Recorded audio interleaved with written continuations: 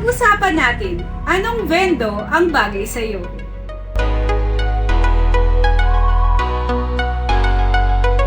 Una, kung ang lugar mo ay residential, kung saan kalimitan yung mga tao ay nakatambay o naka-stay lang sa isang lugar, o kaya naman iuwi mo siya sa probinsya, o kaya naman sa old parents mo, ang bagay na vendo para sa'yo ay piso wifi kasi yon ay chill lang at hindi masyadong kailangan ng maintenance. Kung ang lugar mo naman ay terminal, kung saan ang mga tao ay come and go, ang bagay naman sa'yo ay offline e-loading para in case of emergency na kailangan nila mag-load o mag-cash in ay meron silang matatakbuhan at ang kagandahan nito ay available to 24/7.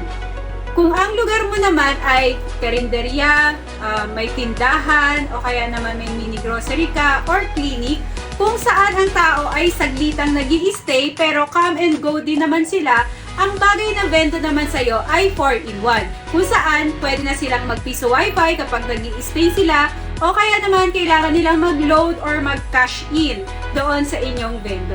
Kung ikaw naman ay nasa residential area kung saan yung mga kapitbahay mo ay walang linya ng tubig o kaya naman meron kang water station or malapit ka sa mga resort o beach, ang bagay sa'yo naman ay piso igib. Kasi dito pwede silang mag-igib ng ginagamit nila sa pang-araw-araw na pangangailangan nila. Yan naman yung bagay na vendo para sa'yo. Kung ikaw naman ay malapit sa maraming bata o mga estudyante, ang bagay na business naman sa'yo is PisoNet business na may printer. Kasi yan yung maglalaro sila or gagawa sila ng assignment, project, sabay print na rin po. And lastly, kung ang lugar mo naman ay maraming dumadaan sa sasakyan, motor, ang bagay na benta naman sa'yo ay car wash vendo. Kung saan pwede nilang linisin muna ang kanilang sasakyan o motor bago sila bumiyahe.